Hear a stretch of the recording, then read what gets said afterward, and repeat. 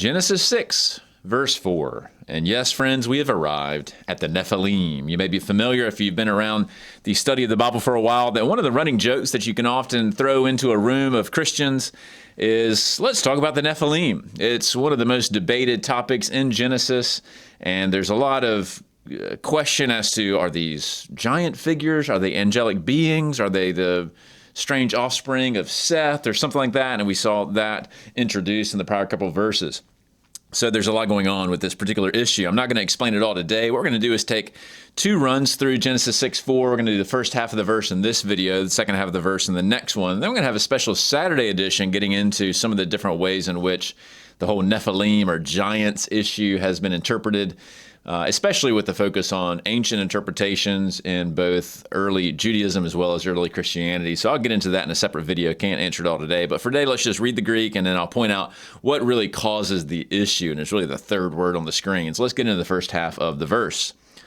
Hoi de gigantes esan epites ges, en tes hemeras ekenais, kai met ekena. So the first loaded word here, and you see a nominative plural masculine, is gigantes or gigas. And that in Greek just means giant or very large. But if you have read the English translations of Genesis 6:4 drawing on the Masoretic text, you realize that it doesn't say giants there in some English translation. Typically, you're going to have something else. And here is a sort of sampling of ancient attempts to translate the Hebrew word, which I do think is accurately conveyed in the Masoretic text. This is the Nephilim, and so that's what you might be familiar with. And even back in the day, a long time ago, not just today in modern scholarly circles, but way back then, there was a huge debate about what exactly that word means. Of course, the Septuagint translator takes it as giants. So does Jerome with gigantes. Now, the Targum writer, the Aramaic Targum writer of Onkelos here, uses instead the Givaria, which is something like a warrior or a strong man.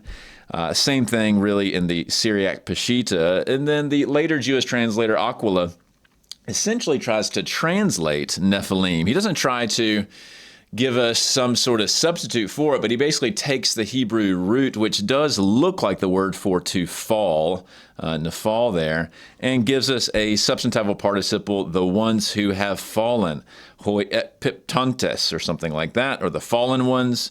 Symmachus instead goes with the strong man option, hoi biaioi, and even some other Greek traditions have something like hoi dunatoi, which would again be something like the strong ones, similar to perhaps Targum Onkelos. So you see, it's kind of a big spectrum.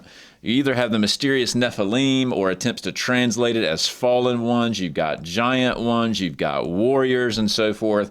And we'll get into some of the further details on that as to why that is and so forth when I make that special video. But just an interesting way to kick things off, and that's why this verse has generated a lot of interest and conspiracy theories and all kinds of things, both in antiquity and today. Well, let's continue. So these giants, Ason, that's going to be a third plural of Ami, so they were, and they were upon the earth. And then we have in tes hemerais, in the days. Which days? Those days. So in these particular days where you had the sons of God pursuing the daughters of men, we saw that in the prior verse. In those days, that's when you have these giants. But both in the original Hebrew and in the Greek here, we have this very curious clause, kai met ekena, and after, ekena there being after that point. So it's in those days that we have the giants, but also afterwards we have the giants as well. And that's a little breadcrumb for something that shows up later in the Pentateuch. So Numbers 13:33 is the other time we have Nephilim mentioned. And this is when you have the sort of spies or the scouts going out, examining the land of Canaan. They come back afraid and so forth. So their initial report says this, and there we saw the Nephilim, the only other time we see that. And the Septuagint has gigantes, just like here. The sons of Anak, so we find out a bit more about who they were, at least in that day, several centuries later, who come from the Nephilim. Now, what's interesting is that this clause, who come from the Nephilim, trying to describe these sons of Anak, that's omitted in the Septuagint. It appears that the original Hebrew is trying to explain some of the background of these Nephilim, but the Greek translator takes that part out. And then the Israelite spies say that we seem like grasshoppers compared to them, and that's why we were afraid. So quite fascinating. Can't answer all the questions today. Just want to whet your appetite for more about who exactly these giants are and what we should make of them. So stay tuned for more when we get to the second half of the verse, as well as a special video to come.